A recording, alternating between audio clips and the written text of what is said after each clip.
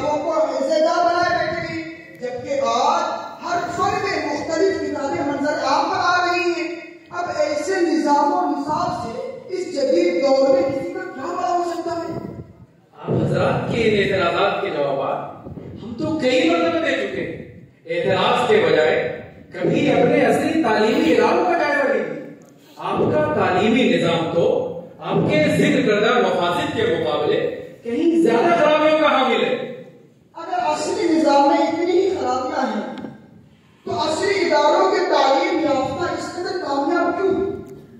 جبکہ ہمارے کچھ احباب اصلی نظام سے فراغت کے بعد یورپین یونیورسٹیز میں تعلیم دے رہے ہیں، جبکہ آج اگر یقیناً اس طرح کی کوئی بھی خرابی موجود ہے تو ہم کو بلاتے ہیں، آپ ان کے سامنے بات رکھیے۔ ارے بلائیے بلائیے، ہم تو چاہتے ہیں کہ آپ کے سرکردہ افراد سے اس موضوع پر گفتگو کریں۔ السلام علیکم صفوان بھائی، جی خیر، آپ تھوڑا اپنے رفقا کے ساتھ اسٹیج پر تشریف لانا۔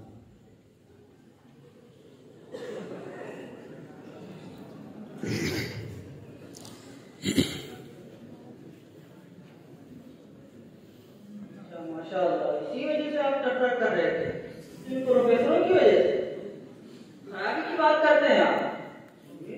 عصری نظام کی سب سے بڑی خرابی یہ ہے کہ عصری تعلیم کا موجودہ نظام صرف دنیاوی علوم پر منحصر ہے، جس کی وجہ سے اس نظام کے فیض یافتہ دین و مذہب سے بالکل کٹ جاتے ہیں۔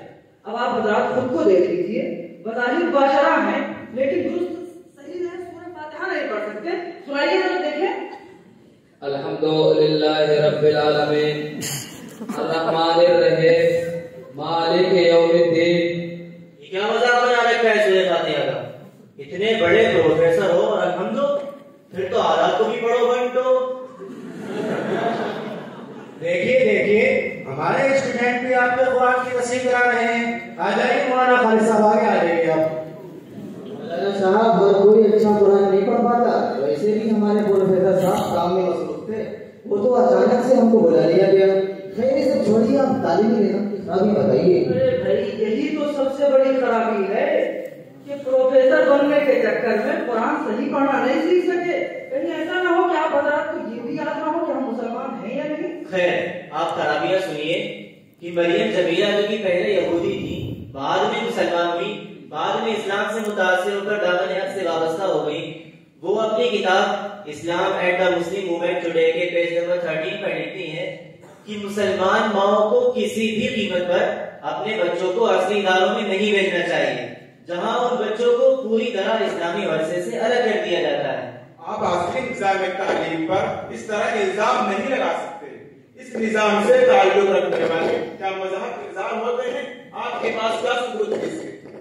مریم جمیلہ صاحبہ کی بات اگر آپ کو الزام لگتی ہے تو ہم آپ کو اس باب میں ایک اہم اعترافی مجرم کے الفاظ اعتراف سناتے ہیں۔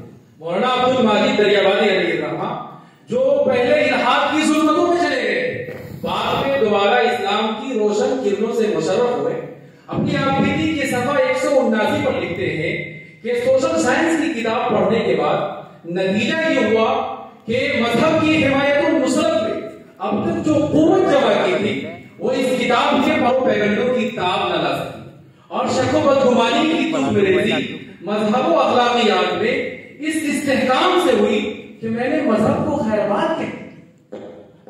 چلیے مان لیتے ہیں کہ عصری نظام تعلیم کے بعض فیض یافتہ مذہب بیزار اور غیروں سے متاثر ہوتے ہیں،